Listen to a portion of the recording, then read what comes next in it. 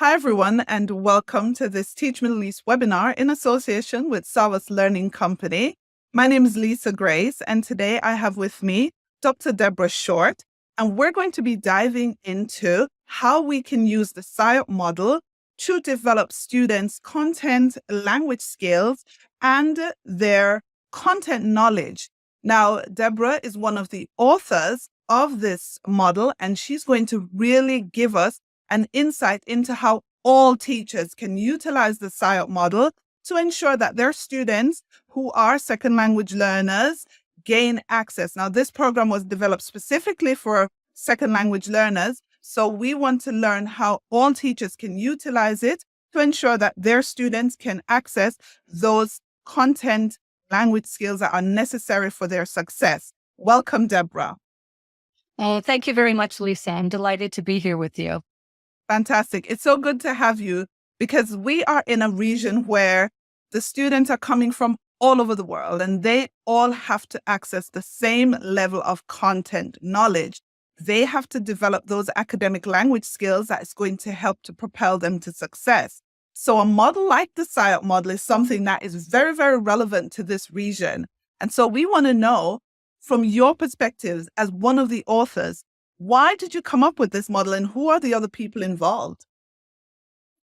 Well, that's a great question. I think what's important to answer that is cast your mind back to the early 1990s and what was happening in the U.S. in terms of education.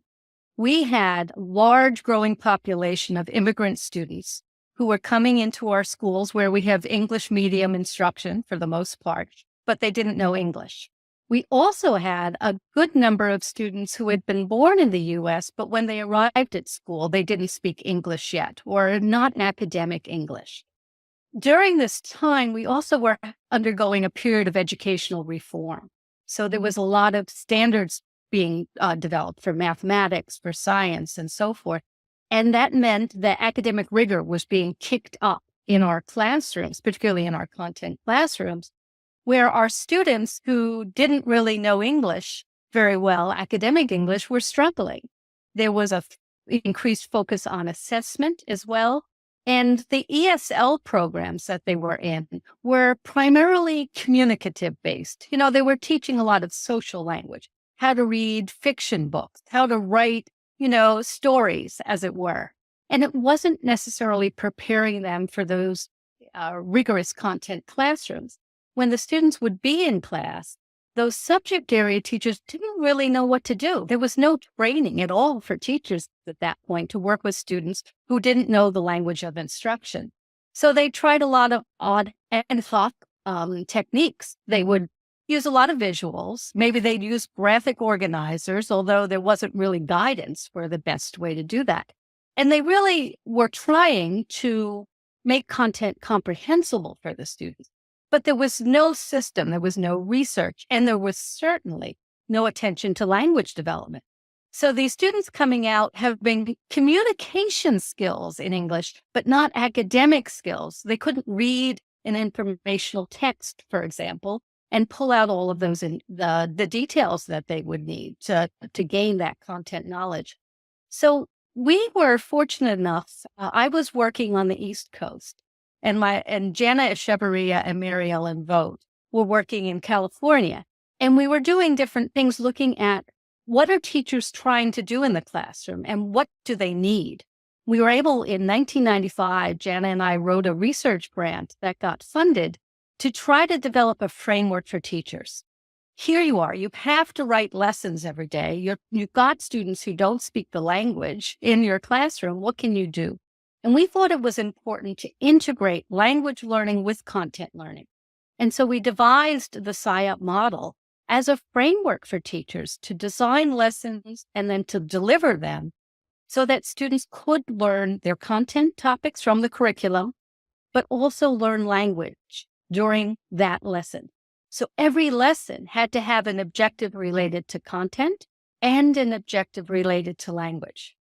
So we wanted, with the research, to see how we could build this framework. And we worked with teachers on both coasts to try things out. And we had 4 years of trying different combinations of techniques and strategies and methods. And we came up with the SIOP model. And then, of course, we had to prove it worked, right? So we did research studies to see what happens when students have teachers who are trained in the model versus similar students who didn't have those teachers. And the students with SIOP gained more, significantly more in their language development. And then in later studies, we also looked at their content knowledge, and that was also significantly increased when you had SIOP instruction. What was interesting for us is we originally started thinking this is for the subject area teachers, because they're the ones who are feeling the brunt of the issue, right? They don't have training. And like you have in the Middle East, students who don't speak the language of instruction. But we realized it was also for the language teacher, because they needed to do content-based language. They needed to help prepare the students for academic work, right? They needed to be able to have reading comprehension skills, be able to write in the genres for science or for history. They needed to be able to have a discussion about content that was more rigorous than, talking about where you went on vacation. So that's why we developed it. And that's how we did the initial research as well. Fantastic. I'm sure our viewers can resonate with a lot of what you're saying, because we do have students who are being put forward for these international assessments who do not yet, and they're all in English, by the way, but they do not yet have the academic English skills to be able to access them. I just want to point out at this point in the webinar that if you have any questions for Deborah or for the team here who are rolling out, the SAVAS team who are rolling out the SIOP model, please put them in the chat. We're going to be in the chat with you, and we're going to be able to answer those questions for you. And the team will also be able to get in touch with you if you want training in your school on this model. Okay, Deborah. Now, once we have the groundwork, we know the why. So the why is very, very strong. And we have gotten a little bit of that what. But tell me, what exactly is it? And I know you're going to dive into it deeper, but I just want the elevator pitch version of what is the SIOP model? Yeah. Well, can I show a visual aid on camera? Yes, you can. Our book that describes the model. And we're actually in the 6th edition of the book. That's how long we've been working on this. The first book came out in 2000, but it has 8 components. And it's, as I said, it's for lesson design and also lesson delivery. So we're asking teachers to think about how they're preparing that lesson. What language and content objectives will they have? Where will they create meaningful activities for the students to engage? We really want it to make sure it's interactive, because students have to use language in order to learn language. And it's through language, when they talk about content, where they read about a topic, where they write about it, they also learn it more deeply. So we wanted it to be very interactive. So teachers design these lessons keeping language in mind and thinking about the content topic. They have to build background. They have to make that input comprehensible. They have to teach strategies and specific language skills to the students. They have to create practice and application opportunities. And I would say deliberate practice, because if they've taught something, a language skill, a language structure, a piece of grammar, let's say, or key vocabulary, they need to create practice tasks that let students use that language they've been teaching in service of understanding the content, right?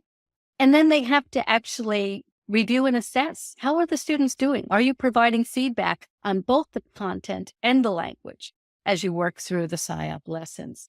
So the model has this design for teachers to write their lessons, but then it's broader in the sense that we also have a protocol where someone who's coaching teachers can go in and use this checklist and see if the teachers are doing this. Are they integrating language and content?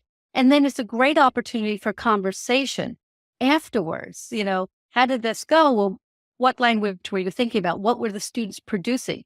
were they producing what you would hope they would? And did you have the scaffolds to support them getting there? And then over the years, we devised a professional development program about SIOP so that we could, with fidelity, help teachers implement it and implement it well. One of the things I think that's important to say about it too is that it's curriculum neutral. And this means that it can work with any textbook, with any subject, and at any grade level. And we now have over 25 years of doing that. So we know that this isn't just a claim we're making. We actually have research. There have been research published in over 50 journals around the world on different researchers and dissertation students, who are looking at the model. So that tells you a little bit about what it is. Brilliant. So remember, guys, once you're watching this webinar, if you want to learn more, please drop your comments in the chat and ensure that you reach out to the Salvas Learning team who are in the chat to help you to get training in your school. Now, we've talked about the what, we've talked about the why, but I know a lot of you on this webinar are thinking about the how, because the how is very important to teachers. We want to know, how do we do this? How do we implement this? So I'm going to turn it over to Dr. Deborah, and I'm going to ask her to deep dive into the SIOP model and especially into the how. Over to you, Dr. Deborah. Okay, well, thank you. So I'm going to turn this then into a little bit of a presentation, and I have some slides to help illustrate the points that I want to make. How are we looking? Fantastic. Off you go. So I'm delighted to talk about specifics and how one uses the SIOP model to integrate academic English and the content area topics that you're responsible for. Just to recap briefly, SIOP is a lesson planning and delivery framework for teachers to help them design lessons that will help integrate academic English with grade level content curricula. As I mentioned before, it's for students of all language backgrounds. We're focused in on English medium instruction with students who need to learn English while they're learning this content. And it is curriculum neutral.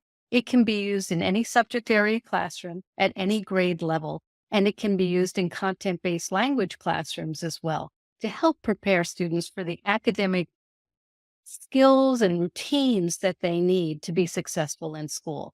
I mean, we really know that in the 21st century, we have to have advanced language and literacy skills to deal with our economic development, our globalization, and our ways of communicating with diverse audiences. Here is the SIOP model in a nutshell. These are the 8 components that help teachers design their lessons, incorporate content objectives from their curricula, think about language learning targets that each lesson could teach a student, and then build some background for the topic or activate it if they have it. Make that input comprehensible, learn strategies and skills for reading and writing and listening and speaking, being very interactive, having practice and application opportunities, and being sure to review and assess after you've delivered this lesson, hopefully successfully for the students. One of the key things for us is we wanted it to be interactive and fun for the teachers and the students, to be motivating, and to make sure it taps into those academic subjects they need to learn. So you might ask, well, what does it look like in a classroom? So here's a picture of a typical SIOP classroom. Students are in small groups, so that promotes more interaction for peers. There are materials that help with language learning and with content learning. There are computers, there are visuals, there are posters, there are teachers who roam and work with the students as well to help facilitate their learning of the content topics, as well as producing the language that they need to talk and read and write about it. Now, all of our lessons have content and language objectives, and the teachers have to not just write them in their lesson plan, but they have to present them to the students. I think it's really important for students to know what the goals are for every given day, because then they can set their path to reaching those goals. And it helps make them responsible for their learning as well.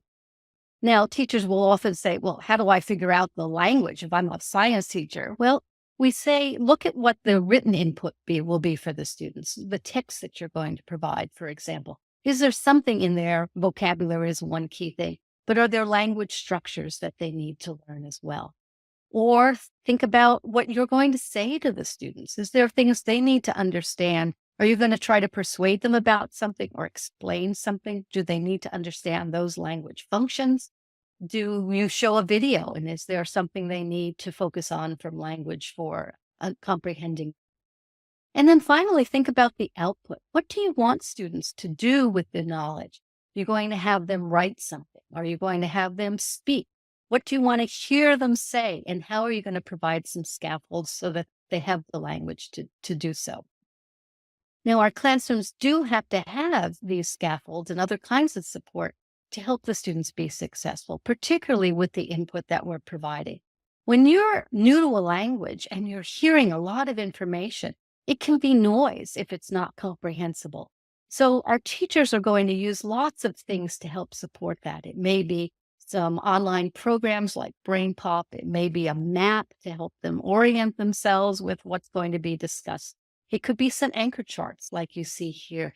This one on informational report helps them understand, that particular scientific genre. Or there are ways to clarify or explain charts that help the students even just ask questions when they don't understand something. And the classroom also has to give students tools so that they can talk and read and write about the subject.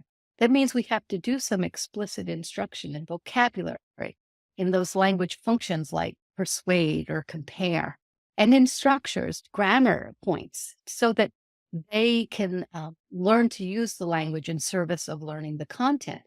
But all of this also has to be pulled together with deliberate practice.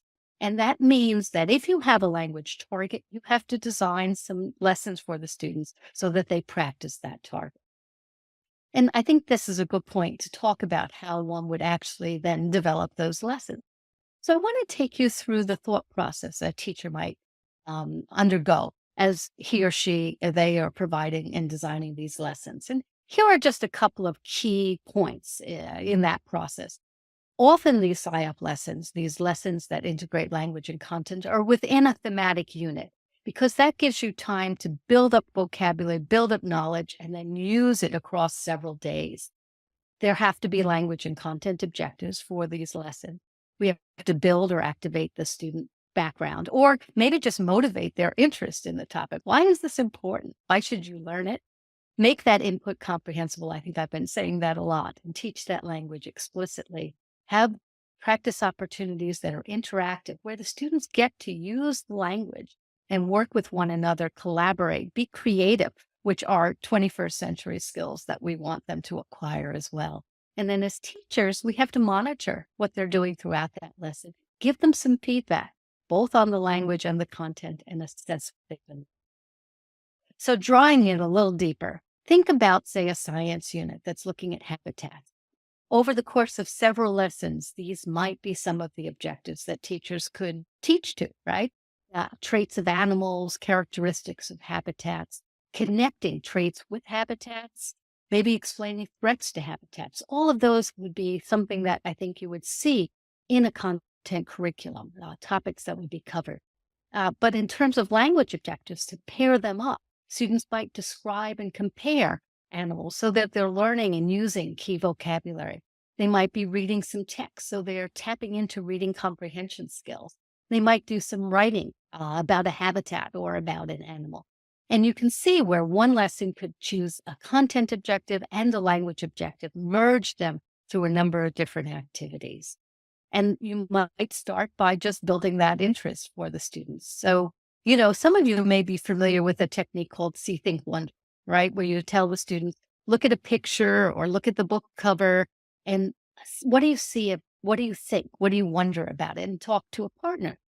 But if we're going to pay attention to academic English, we can provide a little more, not just tell a partner, but use some of these language frames. And you can see when you think about this, it's providing some initial structures, some sentence starters for the students. When they see something, how are they going to express it? When they're thinking about something, how do they say that out loud? When they're wondering, what can they say to do that? And these little frames could help them articulate what they're thinking. And that's really what we want when we're working with students who are new to that language. when they're in an English medium classroom, how do their brains are always working, right? But they're often thinking in their native language, and then we need to help them be able to articulate those ideas in English. But the one other thing I want to share with you is that by doing this, we can also focus in on language functions. So when students want to describe something, we can connect to these sentence starters for seeing, where they make observations. When they want to make inferences, it also taps into thinking. When they want to ask questions or make predictions, that is arranged and connects with the wonders that they might be doing. So we're always keeping language right next to us when we're thinking about the content as well. Often teachers feel like they need to teach a lot of vocabulary. It's so important because vocabulary builds conceptual knowledge as well. And when we work with SIOP, we ask the teachers to think about 3 buckets of vocabulary. Now, not necessarily every lesson taps into 3 buckets, but across a unit, you could really reach in and think about academic vocabulary from the content, subject-specific technical terms, like in this case, climate, habitat, preservation, trait, characteristic. Those would all be those technical terms. Or word parts like prefixes and suffixes. Think about the prefix semi. Semi-arid is very different, right, than arid. And helping students learn about word parts is a way for them to build vocabulary knowledge on their own as well. And then general academic or process words, function words like compare, describe. These are often test words too, so you get a little help there when it comes time for responding to an essay, let's say. But even words like however is a general academic word that has a lot of punch, right? You need, however, to link 2 ideas. And we can be very specific about teaching students these words. When you're teaching them, we encourage teachers to have some vocabulary routines where students always get a chance to pronounce a word. Maybe in this particular routine, they would rate whether or not they know it or they can guess what it means. There should be a definition, but we don't want just to give the word and just the definition. We also need some elaboration because the way students get to know a word is to have some deeper understanding about it so that it settles more into their brain and makes connections to other words that they know. Now, one fun vocabulary technique that I like is called the 4 corners. And you can see that there are actually several, I would say, bites at the apple of what this word means. You have the word, and a student could write the same word in their native language on a chart like this. They can draw a picture, or if they're doing it online, they can pull a picture from the internet, use the word in a sentence, and define the word. Now, when you think about it, if your students go back and look at a notebook and they see something like this, it helps them remember the word because they are learning about it from these different perspectives. And then as a teacher, we can also create some interactive word walls. Instead of just having words listed, which I call wallpaper, you can have something where you're showing these connections between the words, and that builds conceptual knowledge for the students as well. When it comes to making input comprehensible, we have to think about, as I said earlier, what's going to help the student understand what you're trying to teach them content-wise. You may be lecturing, you may be using a textbook, but you may be also using a video, and you could combine this again with helping them with active listening. And again, it be noise unless they set a purpose for what they're going to listen for, right? And a chart like this could be a way that you could help them. They're going to listen to a video, see animals in their different habitats. Maybe they can start to take some notes.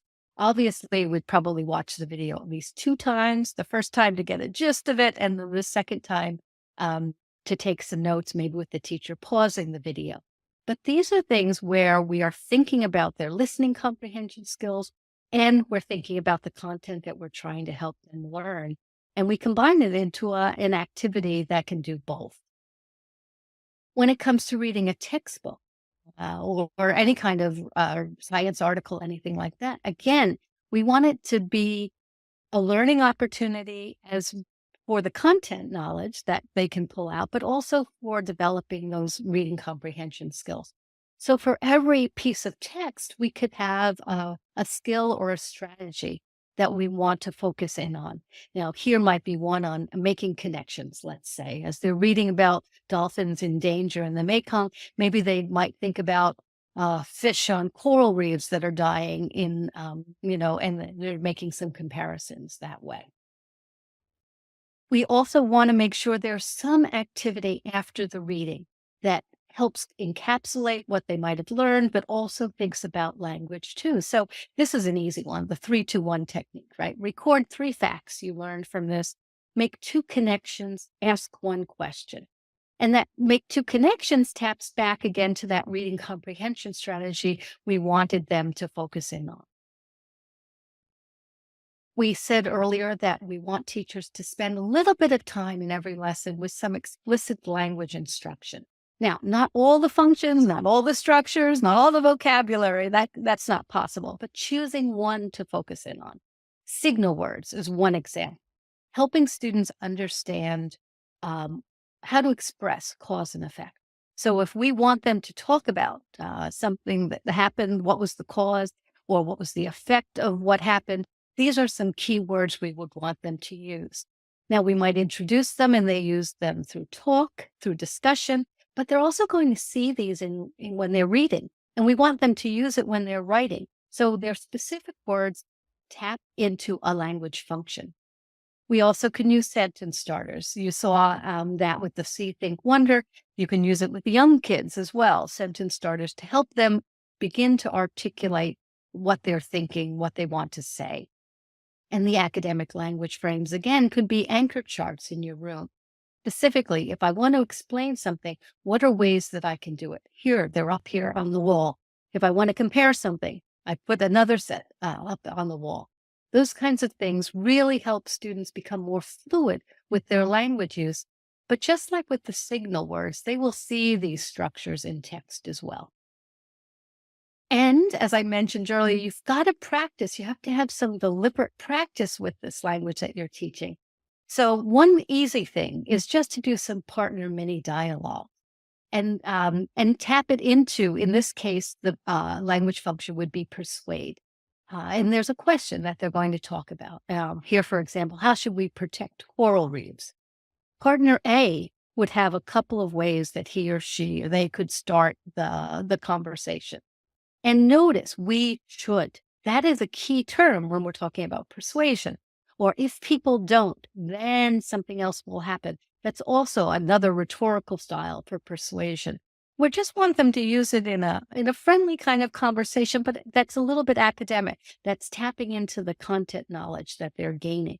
And partner B, as you can see, has some other language that they're using. I agree or I disagree. I agree with you and I agree with you, but I have a different idea. So maybe the student's going to try to persuade something, the partner with some other idea. If we do that, then maybe elaborating on what the partner said and moving forward with. So you can see, just setting this up with a couple of phrases, students can have a conversation about the topic that is relevant to your lesson. When it comes to other kinds of opportunities for this interactive practice, we ask teachers to think about practicing language and practicing the content.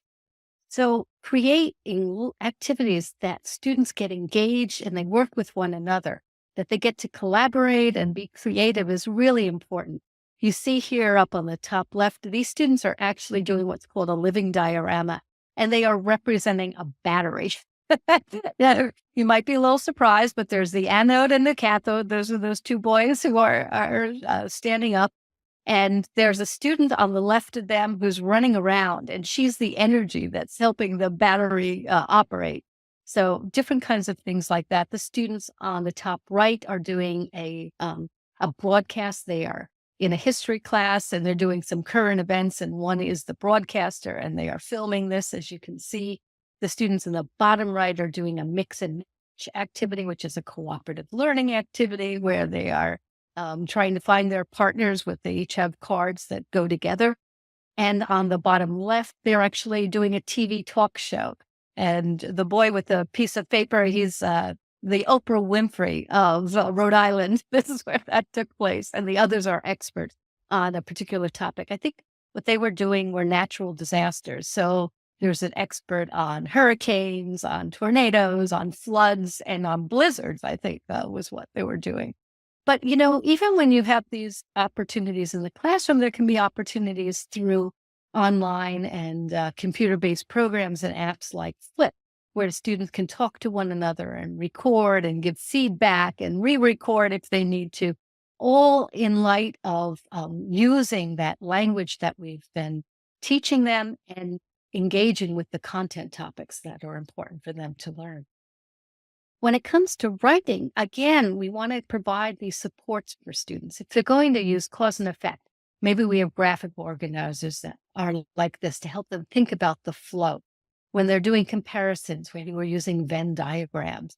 And when we're having them summarize something, well, they've got to have the main idea and they have to think about those details that support that main idea. So we help them learn how to use these kinds of scaffolds as brainstorms, as first drafts for their writing, and then we actually give them some writing projects. And here are a couple that could go with this science unit. Maybe they're researching an animal, they're writing about it. Maybe they're creating a travel brochure for a habitat. Come to the desert. We have lots of sand. We have, horses that run fast. We have wonderful seasides where you can swim. Those kinds of things. Writing a letter to an editor to save an endangered animal. They could use then the persuasive language that we've been working on, or write a poem about a habitat. When we assign these writing projects, though, I think it's really important to make sure we give the students some models. What could it look like? What do you, and even look through those models. What's the language? What's the vocabulary? How are they crafting an argument? It also helps if we give them some choice so that students' interest can be piqued, and making sure that they use those key vocabulary and language structures that we've been studying within this writing project is a way to pull it all together in productive output for the students.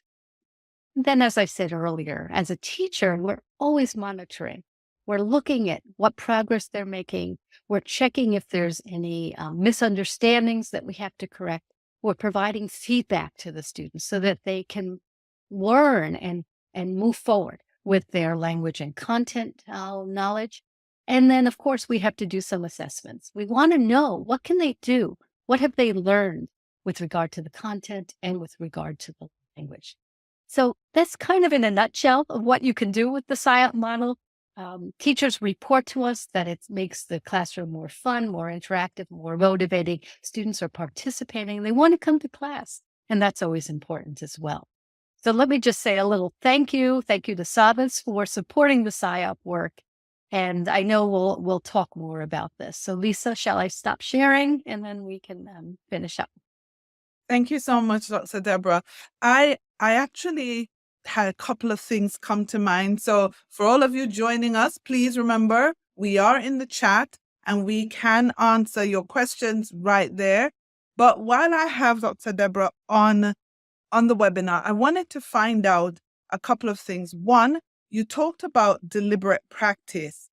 In the classroom, how much time do you think should be, allocated? I know this differs, but is there some sort of a minimum, or what are your thoughts on how much deliberate practice is needed, especially when we're talking about developing those academic language skills? Lisa, that's a great question. We know from second language learning research that you have to have deliberate practice.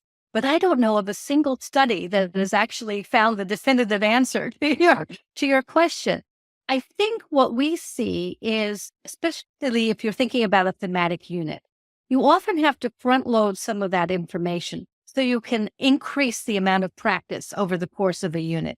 If you think about even a week or 2 weeks in length, you have to get some of that key vocabulary, some of that content in, so that you can then do some of the tasks and maybe some applications that would take a little longer. I think many units will have a project that students work on, and the amount of time every day for that project would increase during the course of the unit. But at a very minimum, I think you want to, teachers talk about the 10 and 2 rule. I don't know if you've heard of that. They would provide new information for about 10 minutes. and then give students at least 2 minutes to digest it, to chew on it, right? Chunk and chew, sometimes we say, and to do a little something with that, to pause, to let the brain process, to let it get into the file cabinets that we have inside our heads. But most teachers I know think about 10 to 15 minutes of presenting information, and then 15 to 20 or more minutes of some practice opportunities, and then some wrap up, 5 to 10 minutes of wrap up, review, gathering what students might have done in small groups and going over that.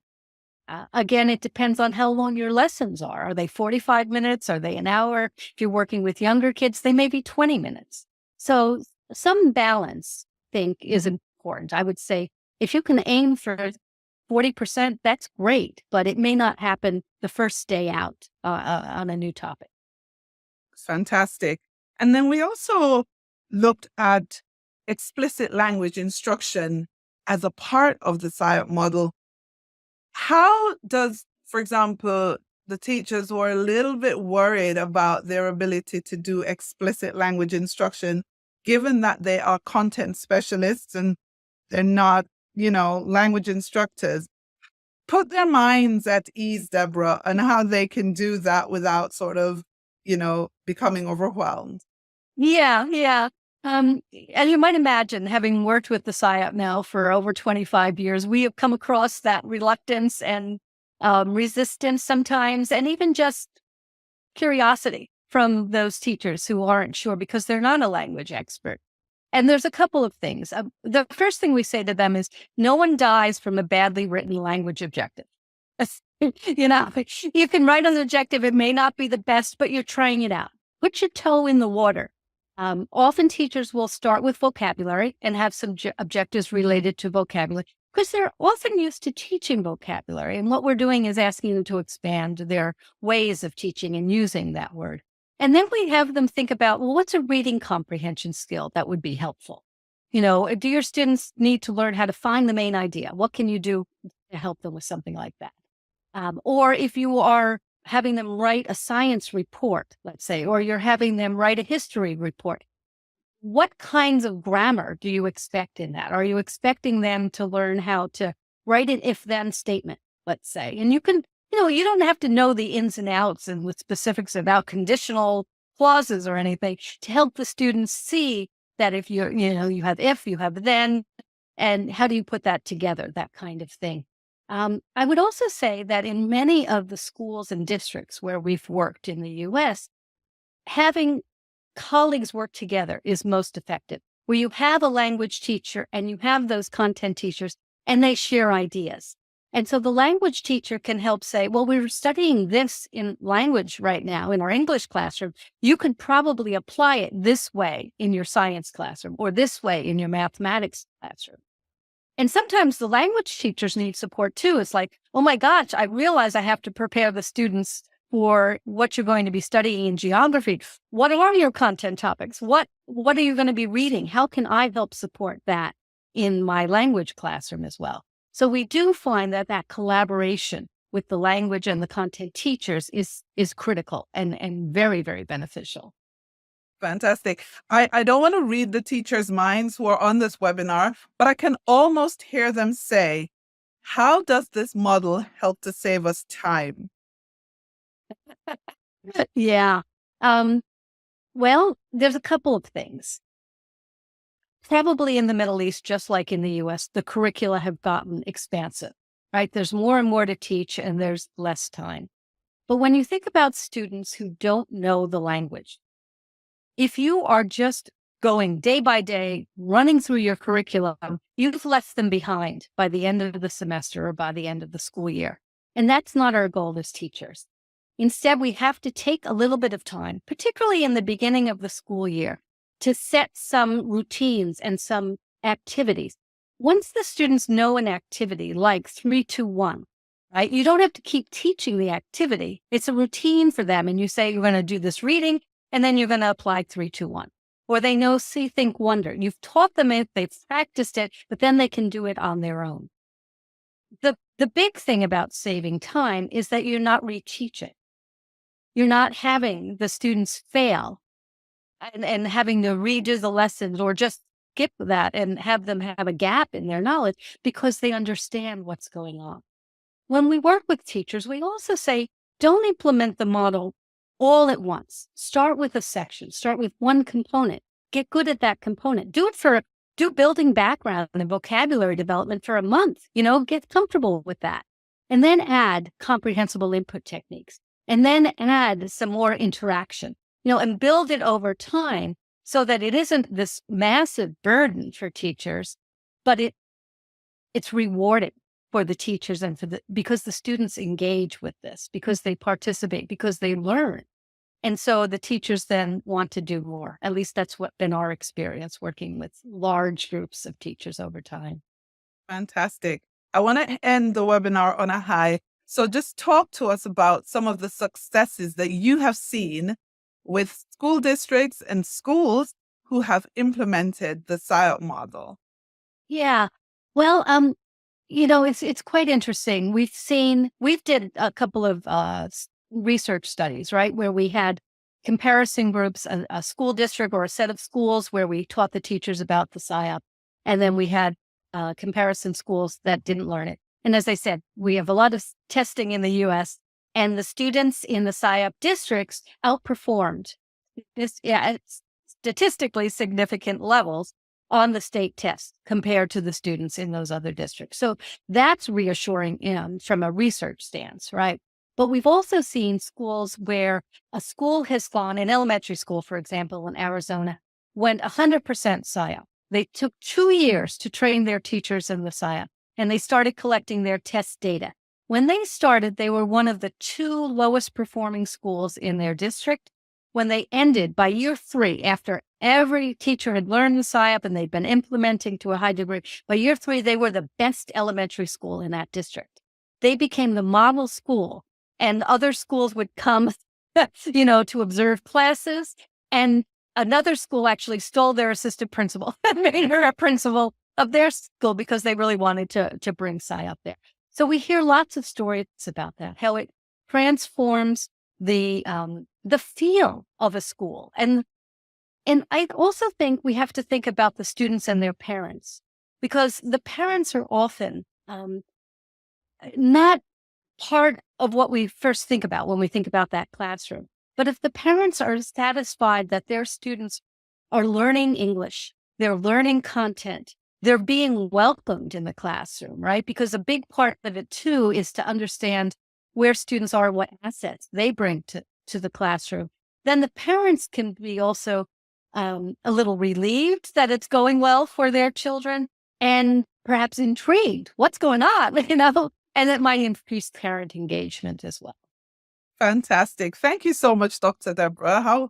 How can people get in touch? I know that they can reach out to the Savas Learning Company to learn more. And if they want to find you, are you on any socials?